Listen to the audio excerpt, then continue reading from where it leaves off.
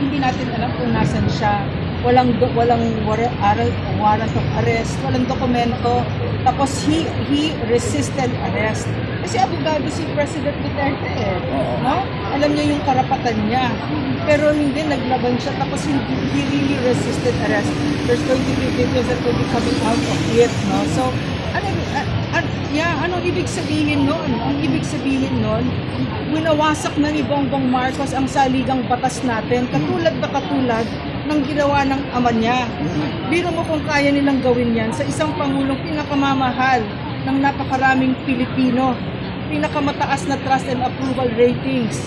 Kakatapos lang natin ng Hong Kong rally, nakita natin no, kung paano yung pagsalubong at pagmamahal ng mga OFWs. Kung kaya nilang gawin yan sa napaka-powerful na tao. When I say power, I don't mean titles. I mean yung magmamahal at susundan siya dahil pinagkakatiwalaan siya, dahil nasubukan na siya. So, very powerful person. Right?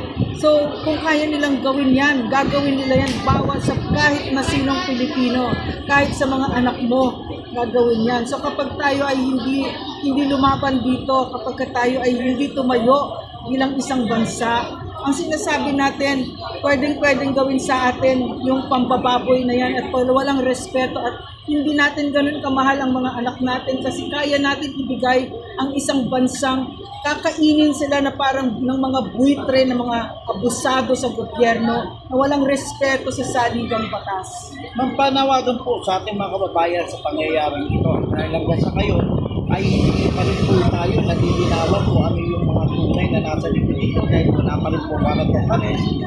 Pwede po panawagan po natin. Ito yung panawagan ko. Hindi na mahalaga ngayon kung maka-Duterte ka or ayaw mo siya. Hindi na mahalaga yun. Dapat tumayo tayo sa shared ground natin ng pagmamahal sa mga anak natin at sa bayang Pilipinas. So, maliwanag na ang ginawa dito ni Bongbong Marcos. Napakaliwanag. Tinanggal na niya yung maskara niya. Pasista, diktadura, katulad ng kanyang ama. At inuulit niya ang pagkakamali ng ama niya. Pero ang Pilipino kasi marunong tayo na lumaban itong bansang ito. Ay tuyan namang higipin. Naniniwala ako dyan.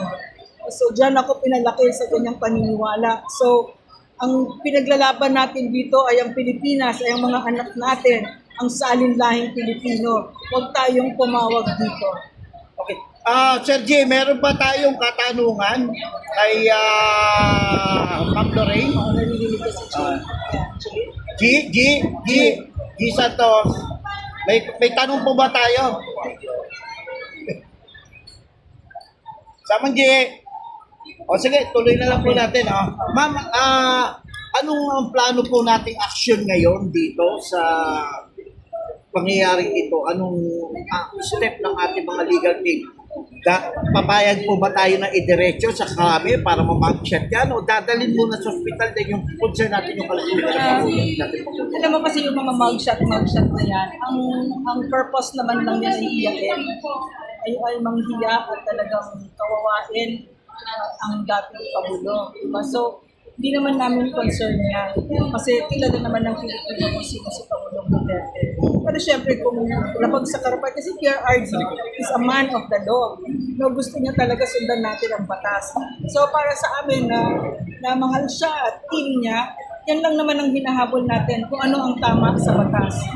Diyan tayo dumikit.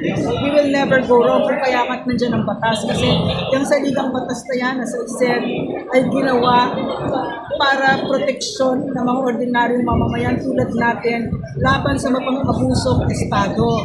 Kasi ang gobyerno ay napakamakapangyarihan. Kung kaya't ang Constitution, lalo't-lalo ang 1987 Constitution was created and funny enough to protect the country from the excesses of that Ferdinand Marcos Sr. committed against the Filipino people, and that is now again happening. So, umuulit ang kasaysayan. So, bakit umuulit ang kasaysayan? Paniniwala ko para i-correct natin, ayusin natin, at tama yung tugon natin. It's called the redemptive art. Kung anong dapat natin tutunan noon, dapat tinutunan na natin. No? So umuulit yan. So para sa amin na team ni PRRD, ako, siyempre yung legal part, no? Pero ako kasi I'm a doctor and I love President Duterte, hindi naman secret yan. No? Ang gusto ko, okay siya. Ang gusto ko, wag niyo siyang aabusuhin, wag niyo siyang sasaktan, wag niyo siyang tatakutin. Matanda na si PRRD, 80 years old na siya. He does not deserve this. Ni isang pusing, hindi nagnakaw yan sa Pilipino.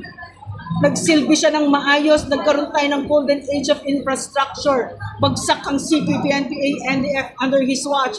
Libreng college education, universal healthcare, at kung ano-ano pa. Hindi nagnakaw sa Pilipino si PRRD kung kahit mahal na mahal siya ng Pilipino. He does not deserve this. Although hindi siya natatakot. Nung nasa Hong Kong siya, nung nasa Hong Kong kami, narinig na namin na arestuhin siya. May mga nag-o-offer, dito ka na lang, lipad ka namin somewhere else. Sabi niya, hindi, uuwi ako, haharapin ko yan. So yan ang Pangulong Rodrigo Roa Duterte. Para sa akin, ayoko lang na masaktan siya. Ayoko lang na meron kayong gagawin sa kanya na masasaktan siya. Yun lang. Pilipino ng sumusuporta sa ating Pangulong Duterte. Isang panawagan na lang po. Para ho sa ating lahat, sa taong bayan, sa mga sumusuporta po at nagmamahal kay Tatay Digong, sa ating dating Pangulo Rodrigo Roa Duterte. Hinihiling po natin ngayon na ang inyong pakikiisa, panalangin, na sana ay ligtas siya, walang anong mangyari sa kanya. At nandito po tayo ngayon sa Villamor Air Base Gate 5 dahil nandito po ngayon si Tatay Digong. At kung gusto niyo pong sumuporta, maraming salamat po. Pero una ho sa lahat, magdasal po tayong lahat. At siguro sasama-sama natin pagdadasal, hindi magkakaroon ng problema si Tatay Digong. Hindi siya magkakasakit na malakas lang ang kalusugan. Yun lang ang ating dalangin. At sana hinihiling ko sa lahat na sumusuporta at nagmamahal, sa lahat ng nakinabang. Dahil ang mga gumagawa nito hindi sila nakinabang. Nasa ng batas, nasa ng hustisya, nasa ng sistema. Wala lahat. Walang kawala. Kaya hindi mo na alam kung ano sasabihin mo. Kaya yun na lang ho ang panawagan natin sa lahat. Magdasal po tayo para sa kaligtasan ni Tatay Digong at sana walang mangyari sa kanya, hindi siya magkasakit. Kung gusto niyo po sumuporta, nandito po sa Gate 5 tayo ngayon at nandito si Tatay Digong. Maraming salamat ho. Mabuhay ang Pilipinas. Kasi ngayon walang abogado. Then the rights of the Philippines, the right to be protected, seen, visited by the public, anytime of the day or night. Kabisado mo yan dahil nag-court martial tayo. Anytime of the kahit alas 2 ng umaga, pag pinatok sila ng abogado, kailangan papasukin para makita yung PNP. So hindi excuse na kasi abogado daw si FPR. No. In fact, it is not encouraged that a lawyer represent himself. It's always instrumental. Thank you.